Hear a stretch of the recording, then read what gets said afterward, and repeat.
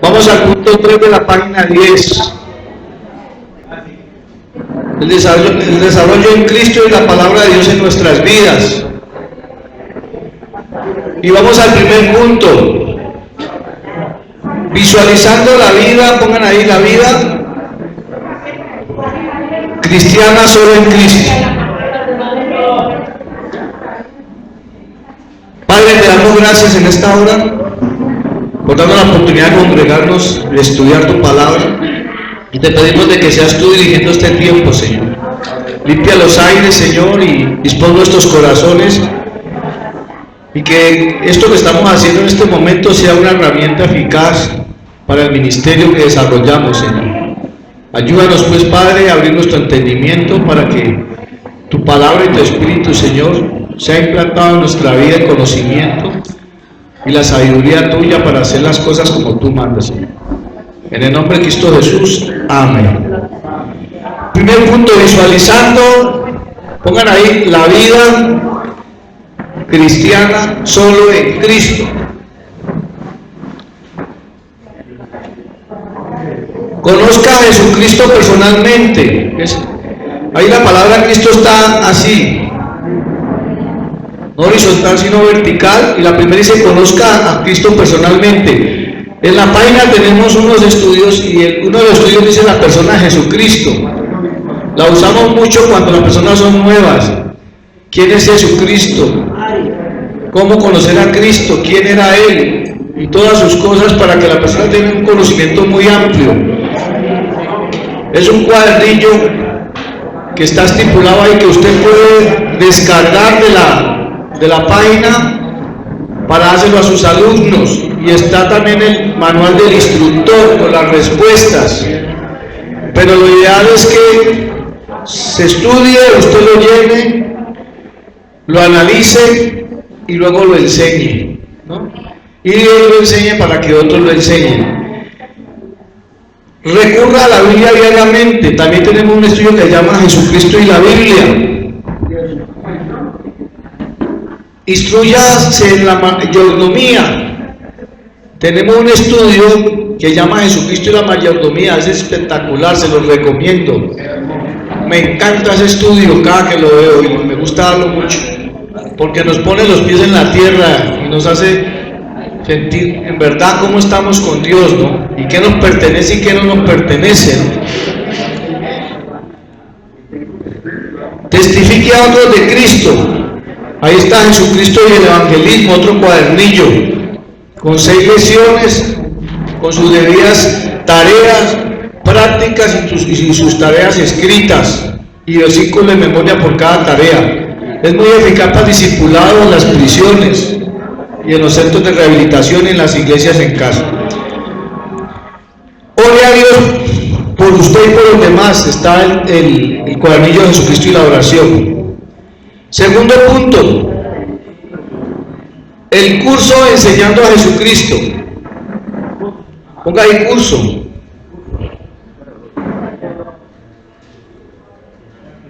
Está centrado en la persona de Jesús y en sus enseñanzas.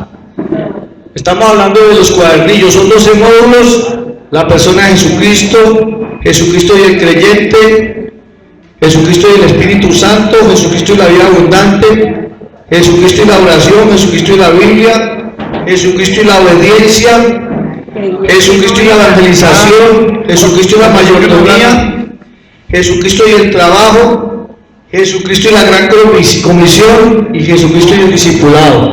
Esos son los estudios para el crecimiento básico espiritual, un desarrollo espiritual bien formado. Tercer punto, la relación de la palabra de Dios con nuestra vida. Pongan ahí la relación de la palabra de Dios con nuestra vida. Nuestra relación con la palabra se puede simbolizar con la mano. El dedo meñique representa oír la palabra. El dedo anular representa leer la palabra. El dedo pulgar representa estudiar, escribir la palabra. El dedo índice representa memorizar la palabra. Y el dedo pulgar, hacer la palabra. todo en conjunto, porque el Señor lo dijo, el que escucha y hace, no que el que escucha y solo medita. La aplicación debe hacerse con cualquiera de las 4 acciones para retener o tomar la palabra de Dios. La retención más débil es cuando solamente oímos y meditamos. Apenas usamos 2 dedos del ejemplo. Meditamos y oímos. La retención eficaz es cuando oímos, leemos, estudiamos, escribimos y memorizamos y aplicamos la palabra en nuestra vida. ¿Sí? Tiene que ir un conjunto completo. Vamos al 4.º punto. La importancia de poner por obra la palabra de Dios. Pongan ahí obra. Mateo 7:24, ¿qué dice?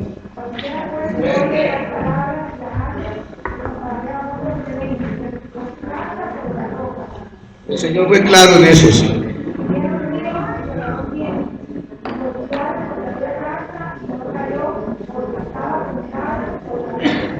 Amén. Entonces el Señor explica que nuestra vida es como una casa que estamos construyendo y nosotros definimos cuál es el cimiento que le vamos a dar. Y el escuchar la palabra y hacerla significa que estamos seguros en que van a venir las lluvias, van a venir los ríos y van a venir los vientos y no van a tumbar nuestra casa. Al que escucha y hace le llegan las mismas situaciones en la vida como al que escucha y no hace. Cuando viene un ventarrón o viene un río, ataca la casa fuerte como la casa débil. La lluvia viene y cae sobre la casa que tiene buenos cimientos o buen techo y cae también con la que tiene zinc y que no tiene el mismo cimiento. Los problemas van a seguir. El haber conocido del Señor no quiere decir que nos acabaron los problemas. A veces se vende esa idea para mucha gente y reciba a Cristo que ya todo es color de rosa aquí para allá. Y hay gente que cree así, ¿no? Y estamos viendo un estudio que estamos viendo de Corintios, donde el apóstol Pablo dice todo lo que hay que pasar y por todo lo que pasó él. Una cantidad de pruebas, de luchas, de castigos aún físicos y todo por causa del Evangelio. Entonces el cuento de que ya se acabaron los problemas no es así. Lo que pasa es que ya tenemos una perspectiva diferente y podemos manejar la situación desde el punto de vista de Dios y ya podemos tomar determinaciones totalmente diferentes porque tenemos a Dios a nuestro lado. Pero los vientos vienen, el río viene, la lluvia viene y esos son los problemas, ¿no? Yo a veces dando esta enseñanza asemejo que la lluvia es como las bendiciones que llegan, porque llegan del cielo, se llega dinero, ¿no? A veces la bendición se le convierte en maldición a algunas personas cuando no están bien cimentadas en Cristo Jesús, ¿sí? Y todo eso tenemos que saberlo asimilar si estamos llevando la palabra con estas 5 formas de hacerlo, ¿no? Tenemos que oír, leer, memorizar, ¿sí? Y hacer también la palabra. Santiago 1:22, ¿qué dice? Pero ser hacedores de la palabra. Y no tan solamente oidores.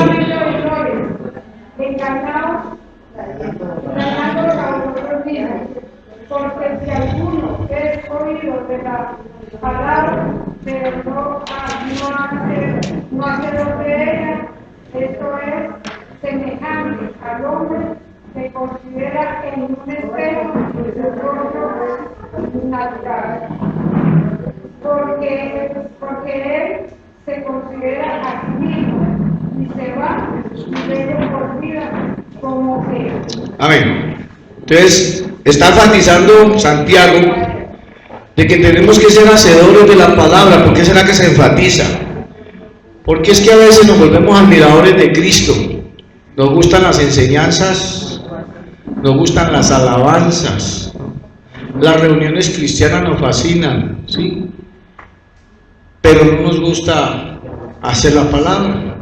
Una vez escuchaba esto yo un pastor en una vigilia y fue muy claro y me pareció su apreciación muy sabia. Dice que nos volvemos admiradores de Cristo, admiradores, son así expectantes de por allá de lejos, ¿no?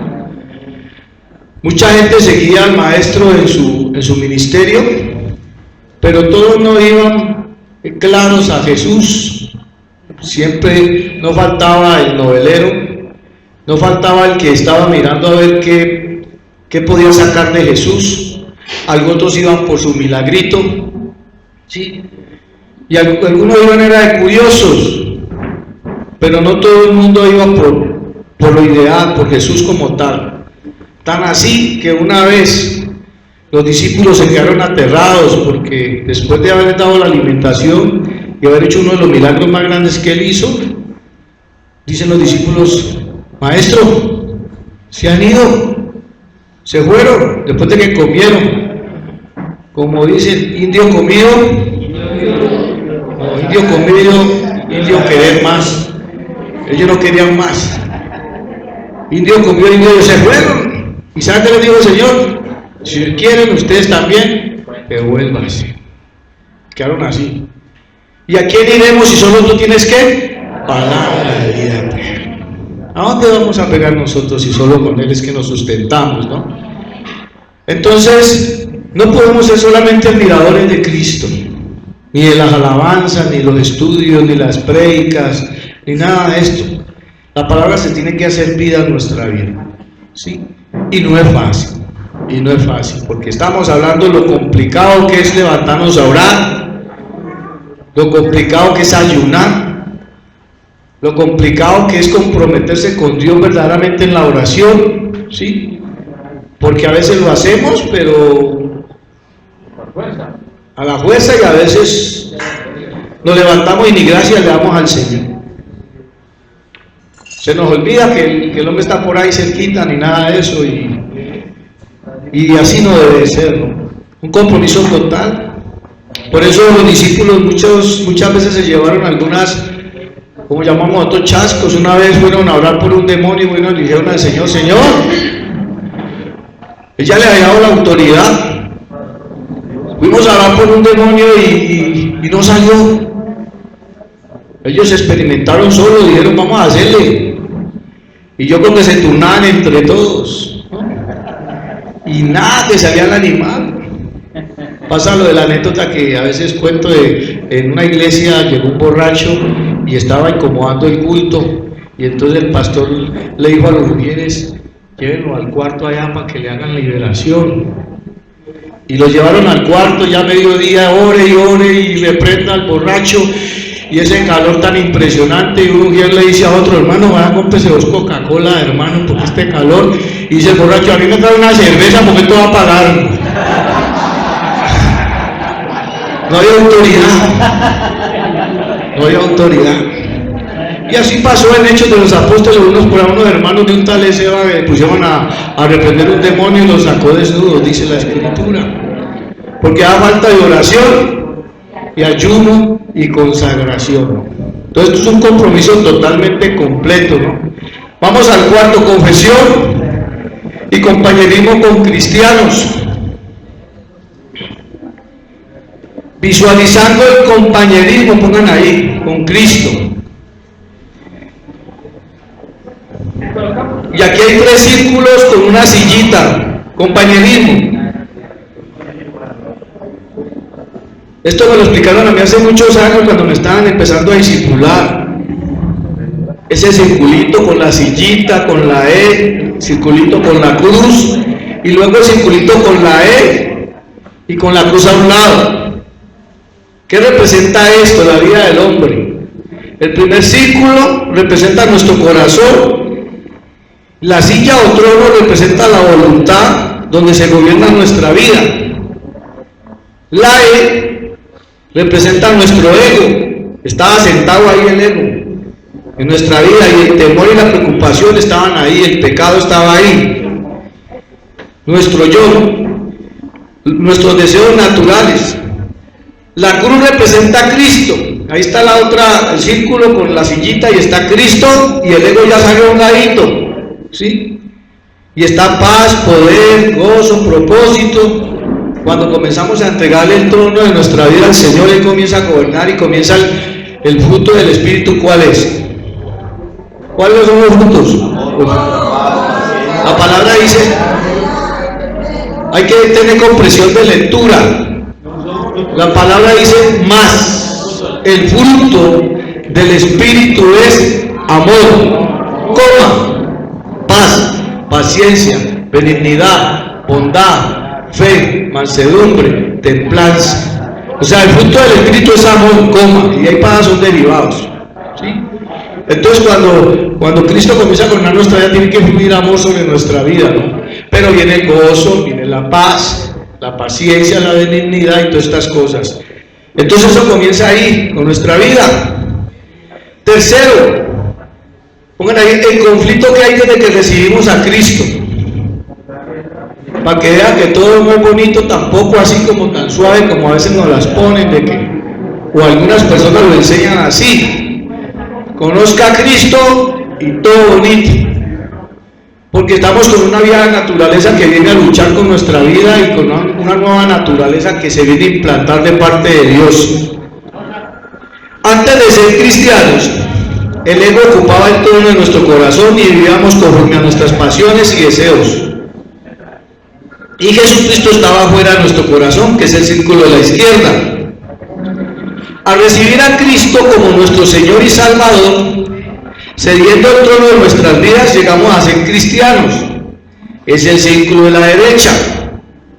El ego habitualmente tratará de controlar otra vez nuestra vida, y cuando esto sucede, muchos de los antiguos síntomas se manifiestan otra vez. Es el círculo de abajo. ¿Ha sido esta su experiencia? Yo sé que aquí no pasa eso es en otra parte. Otros cristianos de otros países, que después de haber cedido el trono al Señor, y el ego haber salido, el ego se les monta otra vez o que quiere volver a montar. Esa naturaleza de nosotros es tremenda, ¿no? Con los discípulos les pasó. Pedro se creía un muy buen cristiano, supuestamente era el líder de los 12 discípulos porque todo lo contestaba, todo lo sabía, era el que estaba en todo. Pero llegó un momento en que el ego quiso salir y su vieja naturaleza, que fue cuando fueron a atrapar al Señor. Dice que sacó la espada, parece que era el único que andaba armado de los 12.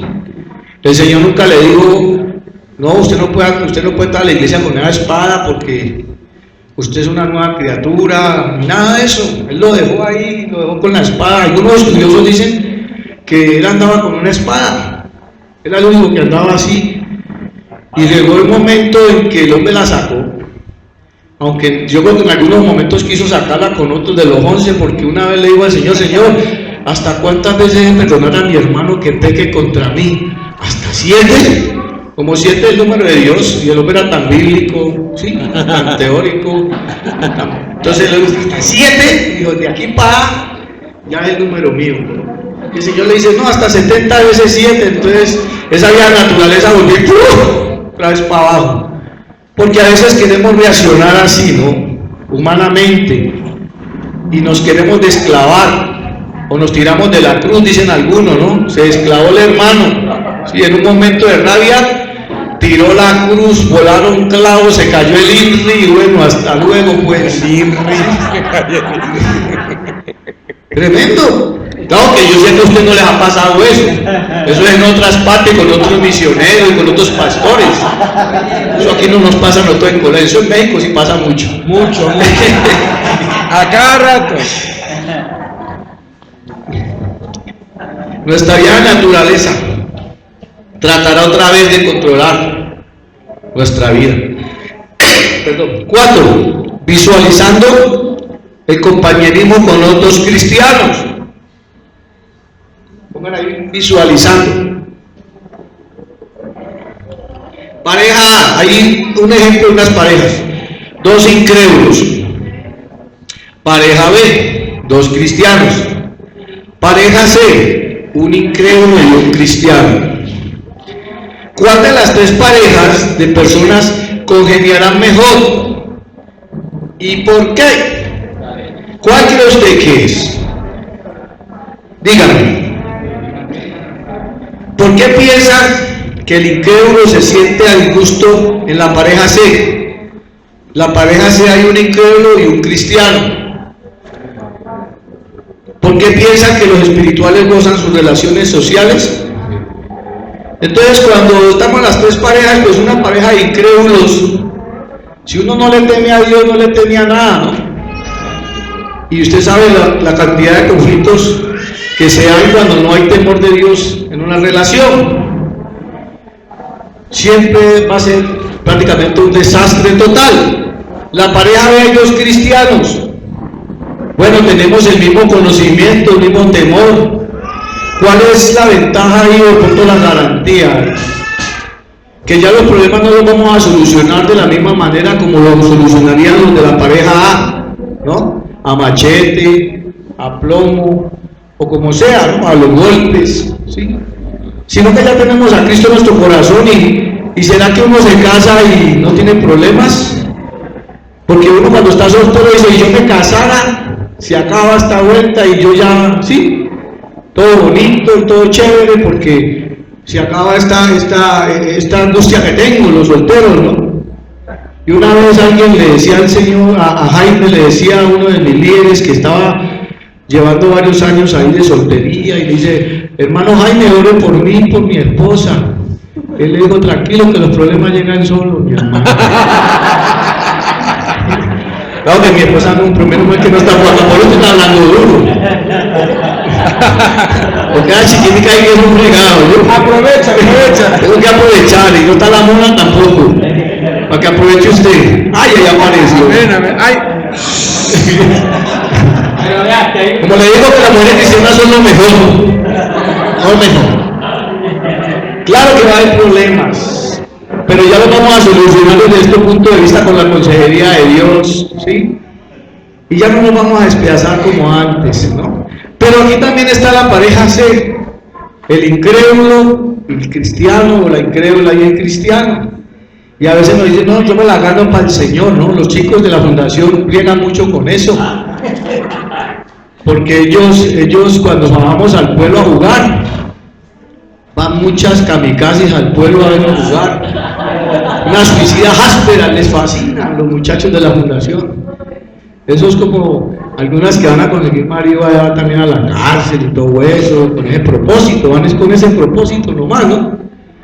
Entonces, yo le digo, bueno, y usted con una mujer, usted cristiano, ¿no? Usted bien cristianito, y ya usted se enamoró de ella, y entonces usted el viernes va para la vigilia, y ella dice, bueno papi, yo voy para las congas, entonces nos vemos mañana en la mañana, papi, usted se va para la vigilia a hablar toda la noche, para que ella le vaya bien, para que no le va a pasar nada, que no la vayan a robar, y todo eso, y al otro día usted llega de orar, y ella llega con una sed, y con un hambre, y entonces usted le va a hacer un caldito ahí bien rico porque hace pobrecita mano vaya puesta, se diga una limonadita que va a tomar y le va a cuidar el guayabo, ¿sí? ¿Cómo no? Para la tercera, cuarta semana usted está en las congas también, hermano. Primero a ver con quién sale, al último usted se entra a pegar su bailadita porque cómo va a ser, ¿sí o qué? Y el enemigo lo engaña de esa manera, ¿no? Que yo me la gano o que yo me lo gano, y a veces es más fácil que lo ganen a uno, es más fácil. Entonces esa es la desventaja. Pero ¿por qué piensas que los espirituales gozan sus relaciones sociales? Es más fácil entre cristianos que podamos entendernos unos a otros, porque como sea, así tengamos la naturaleza, los temperamentos y todo, llega un momento de que llegamos a comprender que fue la persona que Dios nos dio, la persona que Dios nos bendijo, la persona que va a envejecer con nosotros, que va a morir con nosotros, que va a criar nuestros hijos, que la tenemos que cuidar y que nos tiene que cuidar, porque es nuestra hermana y la que queríamos, la que Dios nos dio. Así de sencillo. Y la vamos a amar porque Dios nos va a dar el amor que necesitamos para eso. Quinto, ¿cómo? ¿Por qué y para qué debemos congregarnos? Hebreos 10:22, donde dice que no dejando de congregarnos como no, ahí dice que acerquémonos a Dios con un corazón sincero. ¿Quién lo lee? de la palabra de Dios en el nombre del Padre y del Hijo. Acerquémonos con corazón sincero, en plena certidumbre de fe, purificados los corazones de mala conciencia y lavados los cuerpos con agua pura. Mantengamos firme, sin fluctuar, la profesión de nuestra esperanza, porque fiel es el que prometió. Y consideremos los unos a otros para estimularnos al amor y a las buenas obras, no dejando de reunirnos, como algunos tienen por costumbre, sino exhortándonos y tanto más cuando veis que aquel día se acerca. Amén. Dice que cuando ya nos congregamos nos tenemos que agregar con un corazón sincero. Vamos a la iglesia a recibir de Dios, ¿sí? Con un corazón sincero, derramándose al Señor. Necesito, porque cuando yo busco de Dios, cuando yo me congrego, yo estoy reconociendo que necesito un alimento espiritual, ¿no? Y ahí estoy reconociendo que dependo de Él constantemente. Dice que en plena certidumbre de fe, creer que Dios existe y que recompensa a los que le buscan. La palabra dice que Él es galardonador de los que le buscan, ¿sí? Purificando los corazones de mala conciencia, comenzando a confesar nuestros pecados, ¿no? Porque en este proceso de restauración de nuestras vidas es un proceso a veces tedioso para Dios, porque a veces nosotros somos muy complejos y a veces no queremos ceder en ciertas áreas de nuestra vida, y a veces todavía jugamos con el pecado. Algunas personas todavía están bregando con situaciones difíciles de su vida, ¿no? Hay gente que está en una congregación y todavía briegan con el cigarrillo, ¿no? Me contaba un pastor, yo no entendí eso, porque cuando yo conocí a Dios y Dios me restaura, pues yo no volví a sentir la necesidad de meterme un cigarrillo a la boca. Y una vez escuché un pastor que decía que una vez iba por la calle, cuando se encontró un hermano y venía fumando, y ese hermano se tragó de cigarrillo, hermano. Pero pensó que Dios no lo estaba viendo, que solo el pastor lo ve. ¿Sí me entienden? Estaba manejando la doble imagen o estaba bregando con el cigarrillo. La palabra no dice que fumar es pecado, aunque por ahí me mostraron una vez en una Biblia que la juntan así, no sé en qué parte es, que dice no fumar. O sea, hay una frase y me la mostró alguien, ¿no? Pero la escritura no dice que tú no tienes que fumar, pero te estás haciendo daño al templo de Dios y estás destruyendo el templo del Señor, y no está bien, no quemar la planta tampoco, ¿no? Pero pues hay personas que briegan con esas situaciones también. Entonces hay que confesar nuestros pecados para que Dios haga el trabajo que tiene que hacer con nosotros, ¿no? Lavado los cuerpos con agua pura, limpio físicamente también. Parece que hay unos que briegan con el baño también, y entonces tienen que llegar bien bañaditos, hermano. Se bañan con loción o con talco, ¿sí? Esto habla de todo, la Biblia habla de todo, hermano. Hasta en eso se mete Dios. ¿Ah? Hebreos 10:23, Dios manda que mantengamos firme la decisión que hemos hecho de seguir a Cristo. 10:24 dice que debemos hacer las reuniones considerando unos a otros, interesándonos unos por otros, ¿no? Hay unos que llegan a la iglesia y se interesan mucho por las hermanitas, ¿no? Pero nosotros tenemos que interesarnos cómo está el hermano, si tiene trabajo o no, si necesita, si tiene en su casa que comer, bueno, muchas cosas, ¿no? Ese compañerismo que tenemos que tener como hijos de Dios, ¿no? Yo les aconsejo a los muchachos que ellos cuando salgan de la fundación tienen que buscar una congregación, precisamente por eso, porque ahí están las oportunidades también. Muchas veces cuando los chicos han llegado a las fundaciones, la gente al verlos con su esfuerzo y todo, mucha gente les ofrece trabajo y apoyo y estudio y muchas cosas, porque es que Dios se mueve de esa manera. Entonces eso es parte de nuestro compañerismo cristiano. Estimularnos en amor, demostrar nuestro amor con hechos y no solo con palabras. ¿Sí? ¿Cómo así, hermano? Sí. El amor se tiene que estimular es con hechos, ¿no? A veces nosotros espiritualizamos el amor, ¿no? Y Santiago en algún caso da a entender esto, ¿no? Si un hermano entra a tu congregación y tiene necesidades para el cuerpo, para su diario vivir, y tú teniendo no se las das, prácticamente eres peor que un incrédulo, ¿sí? ¿Tú crees que Dios es uno? Ay, sí, yo creo que es uno, que son tres, que son cuatro, yo no sé. ¿Y qué? Los demonios que ni tiemblan. La fe sin obras es muerta.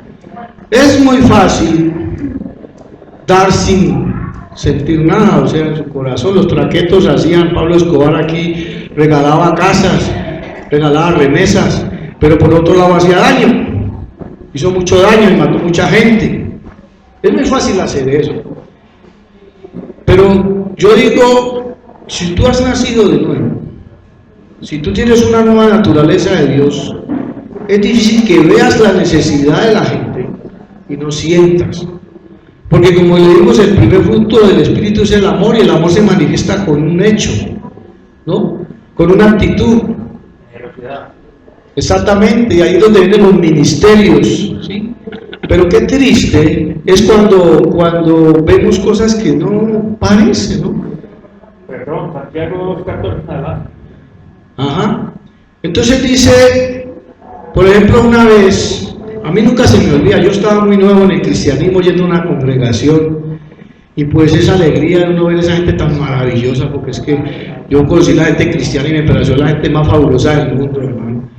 Y un día llegan unos misioneros hablando de no sé qué misión era, de enviar al Chocó. Enviaron unos hermanos de la iglesia al Chocó, y vinieron con unas imágenes de una pobreza impresionante en el Chocó, y iba a ser fecha para diciembre, eso fue como en octubre o noviembre, y entonces le pusieron esas filminas ahí, y uno miraba a esos niños sin zapatos, todos sucios, sin ropita y todas esas cosas, y entonces nos motivan a hacer una maratón para recogerles bendiciones, para regalos para esa gente, mandarles recursos, que ropita, que alimentación, zapatos rotos, blue jeans sin cierre, calzones sin resort. Mejor dicho, salió como una caja, como de 20 cajas salió una caja. En estos días me llamó Carlos, arrime que le quiero enviar una bolsa para la fundación, y eso me azaró, y yo sin tiempo y todo, y hasta la Wins.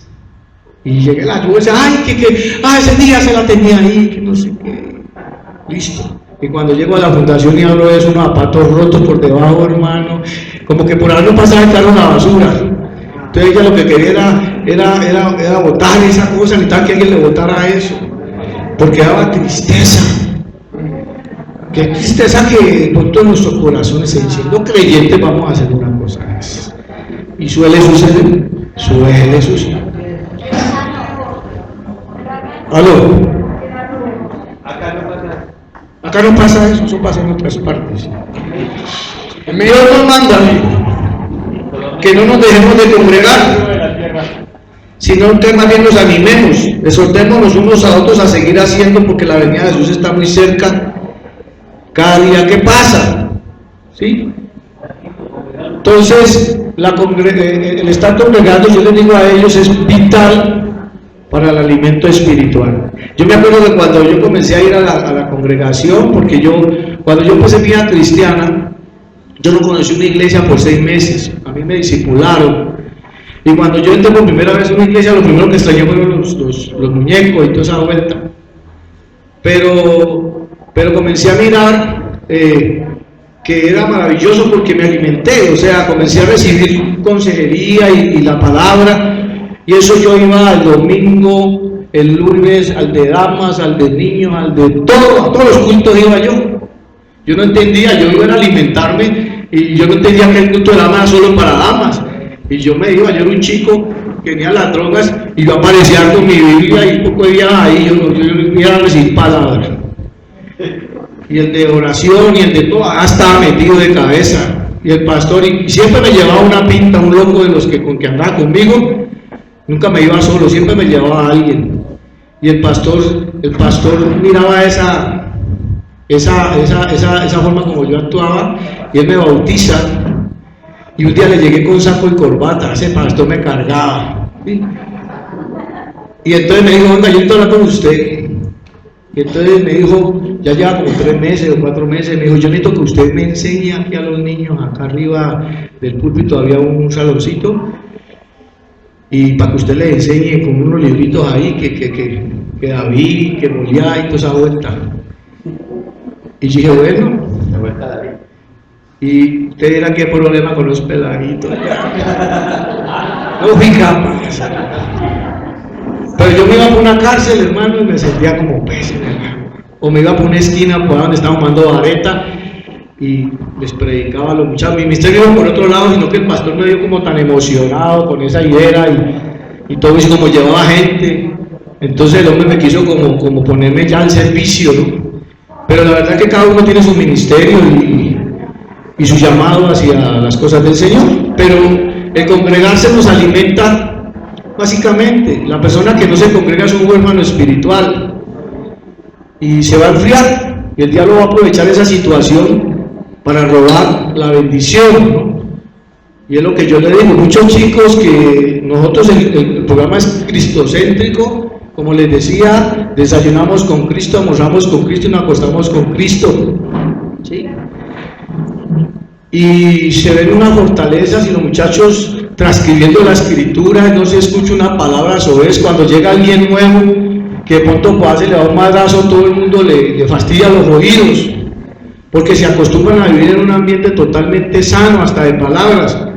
Y qué bendición poder percibir eso, ¿no? En estos días que salimos a tocar por ahí un evento, se escuchaban palabras sobre eso y el muchacho me dijo, uy, qué raro se escucha ya eso, ¿no? ¿Cómo se escucha de raro, no?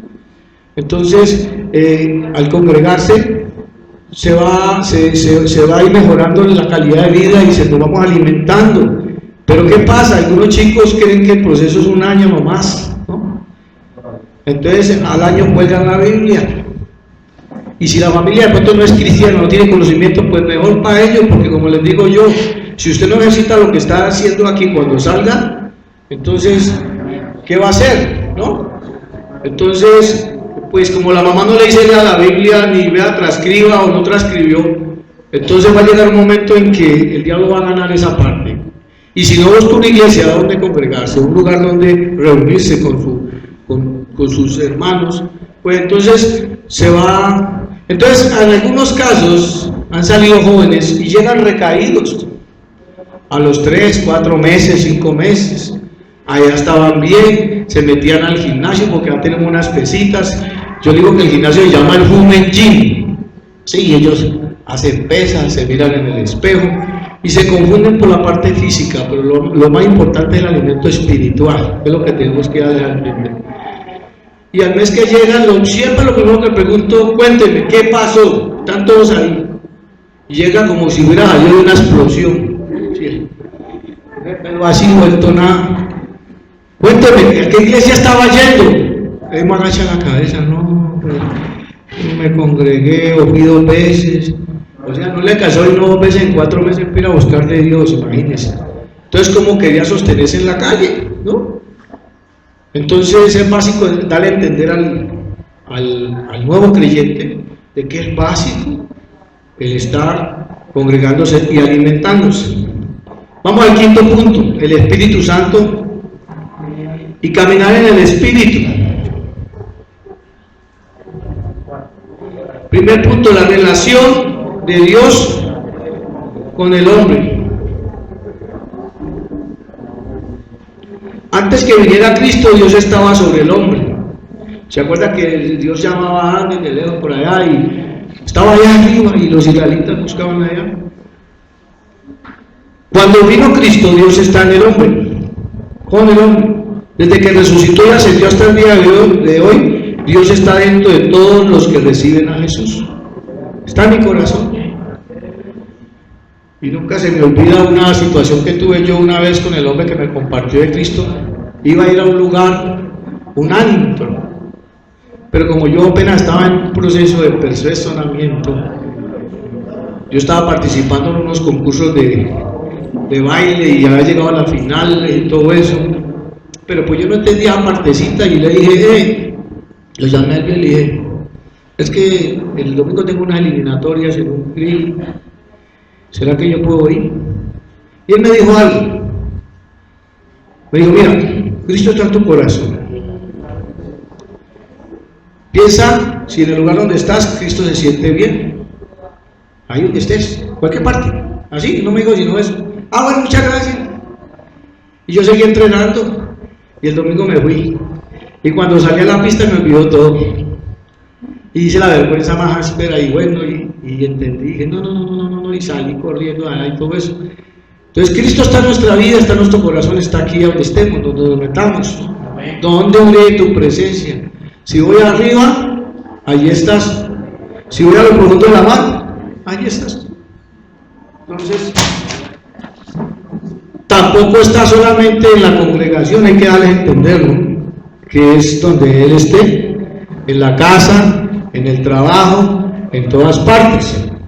Aunque algunos han cometido el error de que entran a trabajar en una empresa y quieren evangelizar toda la empresa en las horas de trabajo. Y también cometen el error porque están robando al patrón. O llevan algunas hojas de la oficina para los estudios bíblicos. Plumas, lapiceros, para la cárcel. Y se los llevan de la oficina. Ojo con eso, ¿no? Son detalles, claro que a usted no le ha pasado nada de eso, sino que es por si de pronto se les ocurre, ¿no? El Espíritu Santo vino y entró en usted cuando recibió a Cristo. Juan 7:37.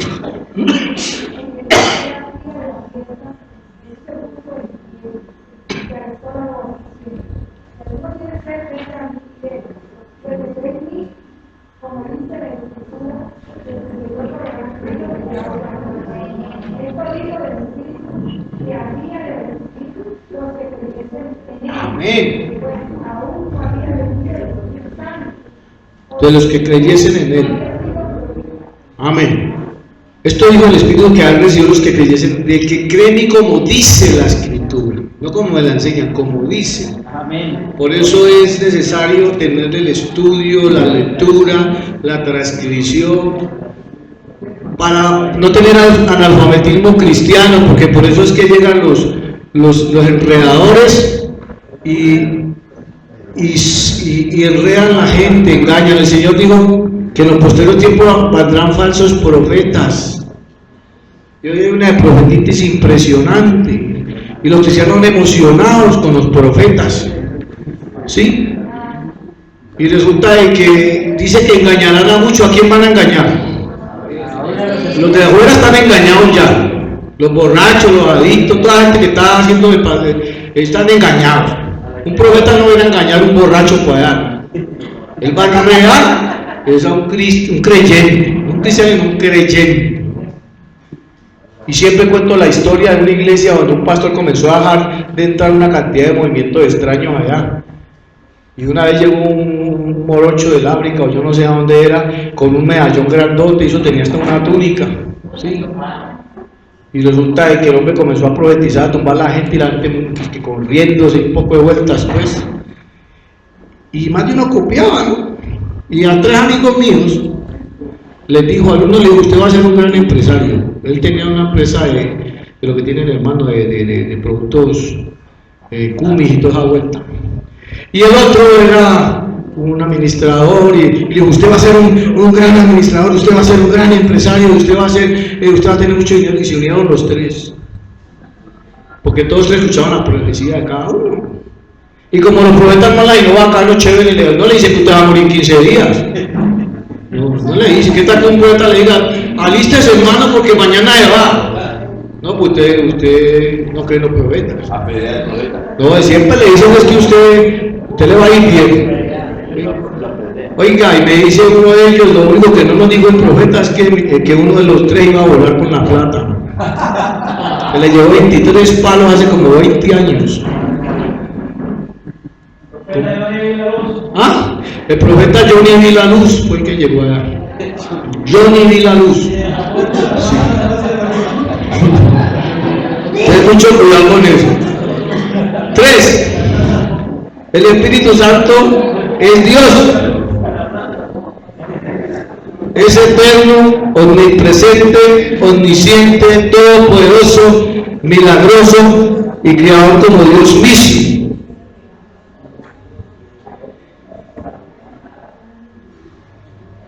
Otro punto del Espíritu Santo es una persona. Aconseja, enseña, testifica, convence, escucha, habla, dirige, anima, envía, se entristece. Puede ser probado y existido como una persona. Todo esto tiene que ver al conocimiento del nuevo discípulo. Yo me acuerdo de la persona que me discipuló, me enseñó todo esto hace muchos años y yo lo entendí muy fácil, no sé. Cuarto, el caminar en el espíritu o en la carne. ¿Sí? Gálatas 5:16 y Romanos 7, donde habla acerca de los frutos de ¿qué? De la carne. ¿Sí? ¿Cuántos frutos hay de la carne? A ver, los pastores. ¿Cuántos son? Son 17. 17 monstruos que tenemos que atender. Todos los cristianos. Lleve los años que lleve. Como decía Jaime una vez, ¿usted sabe a qué edad al hombre, a qué edad el hombre pierde el apetito sexual? Sí. 3 días después del muerto. La carne siempre va a jalar. Y la carne va a jalar para el pecado a cada rato, y descuídese, usted verá. Descuídese, uno verá que termina tarareando y moviéndose como no es y haciendo cosas que no son, porque es un monstruo que tenemos ahí. Y Pablo lo advirtió en Gálatas, ¿sí? Mas los frutos de la carne son estos, para que no haga lo que quiere. ¿Por qué? Porque el fruto de la carne es como un pitbull, ¿no? Un pitbull. Perro pitbull, hay unos perros pitbull. Yo le tengo mucho temor a animalitos. Me han tratado de regalar algunos para la finca, pero yo no los recibo porque tuve el consejo de un hombre que tuvo uno de los primeros pitbulls que hubieron en Colombia, porque él trabajaba con un narco de Palmira y lo trajo de Estados Unidos. Y el hermano de ese perro atacó a la mamá del dueño, y a él lo atacó ese perro. Y él veía a esos perritos atrás en los carros con los niños, y él se erizaba y me decía: Carlos, eso es como tener una pistola en la casa cargada al lado de los niños. Porque él decía que eran unos híbridos, que eran perros hechos para cuidar fincas, y eran de 5 clases de perros, entonces que ellos en cierta época del año o de la luna se podían enloquecer, y eso hacía que agredieran a sus amos y todo eso. Y donde yo vivía, por ahí cerquita, tenían uno, y me di cuenta de un caso de un niño que tenían el pitbull y lo bañan y lo ponen en el muro con una toallita, y el pitbull vino por detrás y lo desconoció, lo destrozó el cráneo, lo dejó con problemas de motricidad, lo llevaron a Estados Unidos, no fueron capaces de hacer nada por el niño porque quedó con problemas por tener un animal de esos. Entonces un animal de esos es terrible, ¿no? Y la gente los entrena. Él me llevó donde los entrenaban ellos, que eran unos palos altísimos y unas llantas, y ese perro es trepador, y ese perro se sube por donde sea, mejor dicho, se envaina uno donde un perro se arranca detrás de uno. Entonces uno mira a un perro y lo tremendo es que usted no le puede mostrar el miedo al perro, porque el perro olfatea el miedo, entonces uno no sabe qué hacer, ¿sí? Vas a ser el valiente, pero mirando esa cara de pitbull, hermano, y unos que son como de grande esta cosa, vean, una cabezota, así en la carne, un pitbull. Pero si a ese pitbull le dejan de dar comida 8 días, el hombre comienza como a perder huesita, ¿no? Comienza a perder huesita. Le dejan de dar 15 días carne o comida y se va debilitando y se va volviendo flaquito y ya no hay no cabeza. Y al último ya no se puede ni parar. Un mes y ya el pitbull ya no ladra el pitbull. Ya no se para ni a miar. ¿Y qué? Sí. Y 15 días más y se paileteó el pitbull por muy fuerte que fuera. Pues así es la carne. Por eso ahí está diciendo que para que no hagáis lo que queréis, o sea, no alimentar los frutos de la carne, para que no coja fuerza, ¿sí? Entonces dejamos de alimentar la carne por medio del Espíritu, y estamos llenos del Señor, y estamos congregándonos, y estamos buscando de Dios, y estamos orando, estamos ayunando. El pitbull se enflaqueció, el pitbull. Se desapareció el pitbull. Pero comience a dejar de orar, de leer la escritura, comience a dejar de congregarse, y verá que ese pitbull comienza otra vez a coger fuerza, a coger fuerza. ¿Sí? Así es la carne.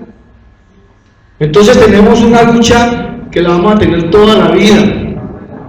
Aquí no, en México, en otros países, pero suele suceder. Entonces tenemos que obligar a que siempre podamos andar en el Espíritu. Aquí dice lucha que habrá siempre dentro de cada creyente. El deseo de la carne es contrario al deseo del Espíritu.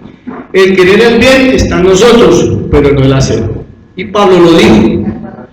Lo que quiero hacer, a veces venía el pitbull y se le plantaba ahí. Qué lucha tan tremenda la que tenemos nosotros, ¿no? Pero la podemos vencer en el nombre del Señor, ¿no? No estamos rendidos, ¿no?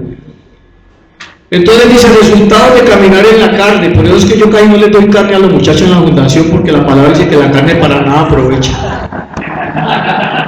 Entonces, ¿a qué uno le pasa un daño a eso, sí o qué? Que muerdan la lengua. ¿Ah? Puro pollo les dan. No, y que miren las vacas que pasan por el frente. ¿Quieren ver carne? La llevamos. Unas vacas que pasan por arriba. Sí, entonces, Gálatas 5, 19, 21. Daños al cuerpo, la carne, vamos a ver qué produce: adulterio, fornicación. Todo esto produce daño al cuerpo. La inmundicia, la lascivia, los pleitos, contiendas, homicidios, borracheras, orgías. ¿Sí? Todo esto produce daños al cuerpo, ¿no? Daños al alma, enemistades, celos, iras, disensiones, envidias. ¿Será que se puede presentar esto, no? Yo le digo a los muchachos que hay más de uno que ya está por ir a la olla, por estar comprando a droga, ¿no? ¿Será que nosotros no nos airamos, no? Sí, lógico que sí, a veces, si no estamos bien orados, si no estamos bien fortalecidos en el Señor y de pronto pues, se nos cierra un carrito por allá, así tenga el pez ahí atrás en el carro, porque de pronto el carro es cristiano, pues usted todavía le falta, entonces se escapa de sacarle, decirle algo, los problemas van a venir, ¿no? En estos días fui a comprar una madera que necesitaba para algo que iba a hacer y esos palos estaban todos torcidos y el Señor me decía que están derechos y le decía, Señor, eso está torcido y yo ya le apagó la mitad y yo soy muy exigente y yo le dije, no, es que eso yo no, que está, y me lo ponía así, quería hacerme ver lo que yo estaba viendo que estaba torcido y le dije, Señor, yo me voy a llevar lo que está derecho. Y ese Señor, uy, hermano, se convirtió y eso, yo me mato con cualquier no sé qué, que tini, y se fue por allá, yo no sé si a buscar el revólver o qué. Y pues yo me fui para el carro, no que me dio miedo, sino que me asusté. No, yo con el problema en esa pierna que me voy a poner a oler pata ahora. ¿Sí? Yo fui cinturón, yo fui competidor, pero ya no puedo. Entonces, Gloria estaba en el carro y cuando ve que ese señor pasa echando esos chavas chispas, y ella, ¿qué pasó? Cuando ve que yo voy para el carro, ella pensó que yo iba por el fierro también. Pero yo iba por la factura para que el amigo que estaba ahí, yo me iba y que él cobrara la plata, que él dijo que él devolvía la plata. Y, ¡que te metas al carro! Así me decía, pues ella me decía ella así, a veces, no todas las veces, ¿no? ¡Carlos, que te subas al carro! Porque ella pensaba que yo iba a reaccionar, ¿sí me entiendes? Porque me estaba tocando, me estaba mentando la madre, me estaba diciendo un poco de cosas y yo no me dejaba ir respetarla otra vez, ¿no? Y entonces ella le dio temor. Y yo, espérate, es que la factura, ¡que te metas al carro! Pásame la factura. Y entonces ya me pasó la factura y se la envié a mi socio y yo me metí al carro, porque 7 de cada 10 hombres son abusados por las mujeres. Los otros 3 hacemos caso.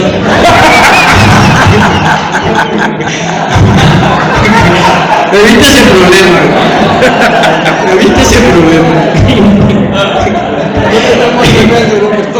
Entonces, qué pena, hermano, hacerlo reír, pero pues,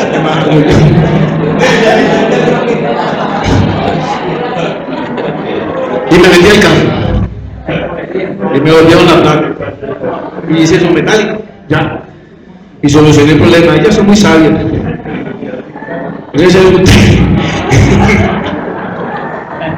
Resultado de cambiar el espíritu. ¿Esas estadísticas son de aquí de Colombia? Es que somos más ahí, no aquí. No, es que ya somos 8 de cada 10. ¿Ah, sí? Y los otros no hacen caso. Claro, claro. La Román debería hacer otro estudio para uno poder tirar en cuanto a los... Claro, claro. ¿En cuál de los dos lados está? En cualquiera de los dos está perdiendo.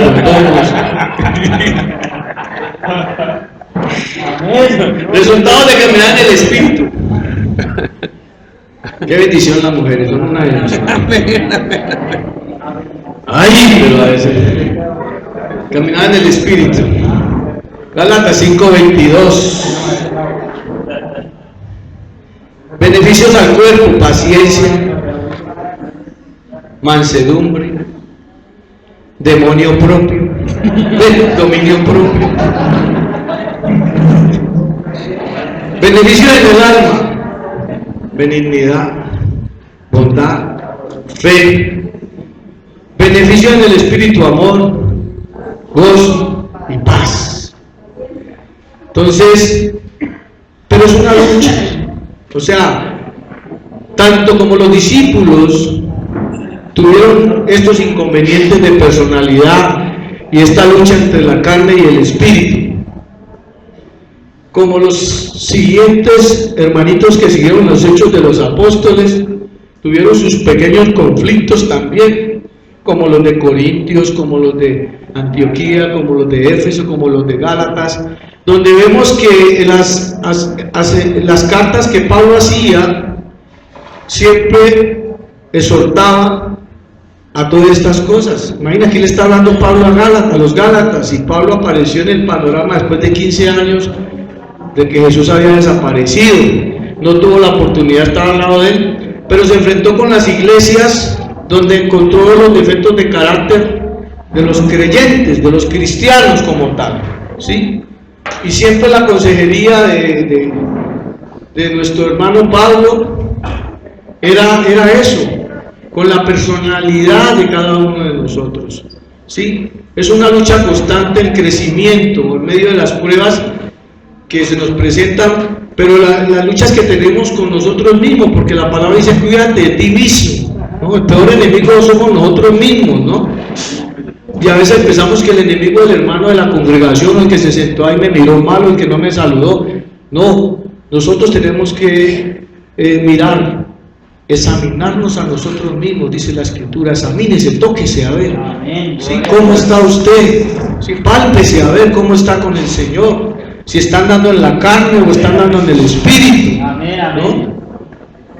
Lo normal es que andemos más en el espíritu que en la carne, ¿no? Porque si la carne está ahí, hasta el pículo está ahí, ¿no?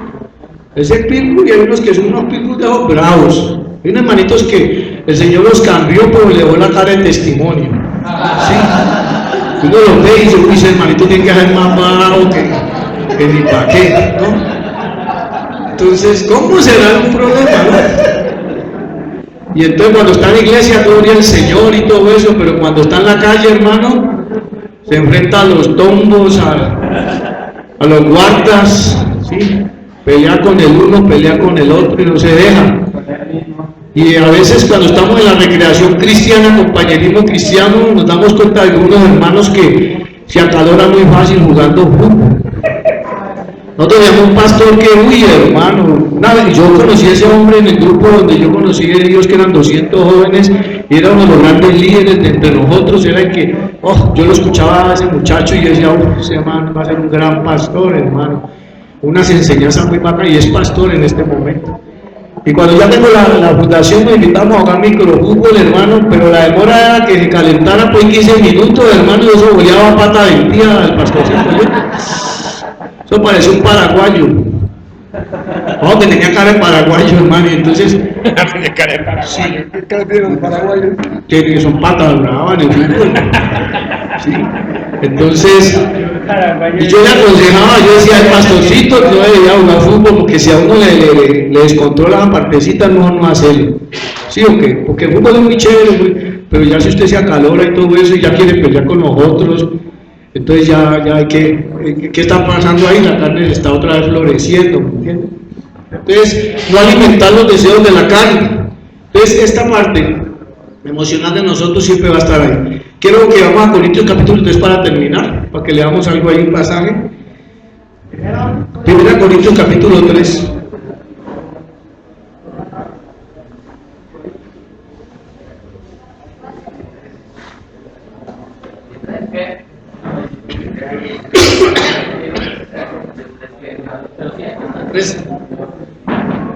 Alguien que lo lea, pásame la Biblia mía.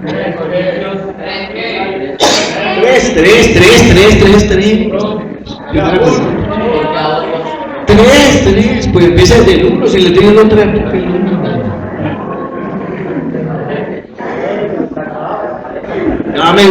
¿Ganas más de la cruz o qué? ¿Me quiere que les demuestre dónde me actuó el Señor o qué? A ver. Primera Corintios capítulo 3. De manera, hermanos, dice Pablo, no puedo hablaros como a espirituales, sino como a carnales, como a niños en Cristo. Oiga, Pablo hablándole a los corintios, hermano. No le podía, y en Corinto había muchos dones espirituales. Eso había lenguas por montones. Eso habían, El hombre se encontró una vez que hay esto aquí, hermano, tú hay de todo. Porque, y él les exhorta que hagan todo decentemente y con orden. Y se movía mucho, eran muy carismáticos, ¿sí? Mucha bullaranga, ¿no? Y les dicen que es que no les puedo hablar como espirituales, entonces ellos qué pensarían, bueno, ¿y este tipo qué nos viene a decir? Sino como a niños, no como a niños en Cristo. Os di a beber leche y no vianda, porque aún no eres capaces ni soy capaces todavía, o sea, les gusta un incapaces, ustedes todavía les falta mucho, están muy niños todavía, y ellos pensaban que conocían pues los misterios por eso es que les dice que yo puedo tener todos los misterios del mundo y toda la profecía, pero no tengo amor. Soy a ellos porque les digo eso, ¿no? O sea, el carismático va muy dado a la emoción, ¿no? Que siente en el momento, ¿no? Y si no siente, ¿qué? Igual Dios está ahí, ¿sí?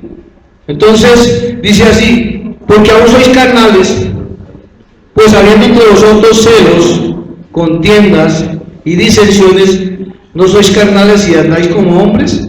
Claro está que esto no pasa ahí, no en Corinto, esto aquí no pasa en Colombia, ni en México, en ninguna parte. Eso es como algo de la historia. Habían celos, ¿había qué? Contiendas y disensiones. Porque diciendo el uno yo ciertamente soy de Pablo y el otro yo soy de Apolos, ¿no soy carnales? Peleaban por las congregaciones, no es que yo soy de fulano, es que aquí sí, aquí no. O sea, eso no es de ahora, sino que eso es desde hace mucho tiempo. Donde hay gente que antes de predicar a Cristo predica una iglesia, pero los cristianos predicaban a Cristo, siempre decía, y predicaban a Cristo, y predicaban a Cristo. Pero hay unos que hablan primero del rótulo y después de Cristo, lo tienen de segundo. Y dice, ¿qué pues es Pablo y qué es Apolos y qué es Beto y qué es Jaime y qué es Calomán y qué es Fundación? ¿Qué cuento de esto? Dice Pablo. ¿Nada? Servidores por medio de los cuales habéis creído, y eso según lo que a cada uno concedió el Señor. Yo planté, Apolos regó, pero el crecimiento lo da ¿quién? Dios. Entonces, ¿para qué chicanea? ¿O para qué dicen que es alma suya? Que usted plantó, que usted hizo, que usted hizo. Si el único que se merece la gloria y la honra es el Señor Jesucristo. Así que ni el que planta es algo, dígalo bien, ni el que riega, sino Dios que da el crecimiento. Yo he llegado a ir a congregaciones a mi ciudad, donde me he encontrado chicos que estaban en la fundación, ya sirviendo ahí o congregándose por tiempo, ¿no? Y qué bendición verlos alabando al Señor ahí, orando o sirviendo, haciendo. Pero usted cree que yo me voy a atrever a decirle al pastor, vea esa alma mía, los diezmos del hombre, cómo es la vuelta ahí, pues.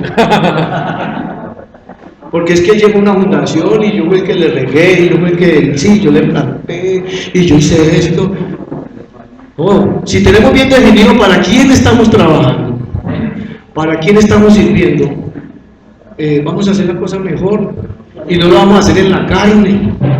Porque si lo hacemos en la carne, entonces lo estamos tratando es para el hombre. Si estamos tratando con una institución carcelaria y yo quiero agradar a la institución carcelaria porque es de renombre o porque quiero que salga bien, no, tenemos que hacer la obra para Dios. Acuérdense que cuando vamos a la cárcel vamos a visitar a Jesús. Estas son herramientas que Dios nos ha prestado a nosotros para poder hacer un trabajo que vamos a hacer allá, ¿sí? Pero la verdad es que todos estamos sirviendo al Señor y queremos hacerlo en el Espíritu, ¿sí? Entonces hay algunos hermanos que cuando llegan a la prisión, si no los dejan de entrar de Juan, pelean, ¿sí?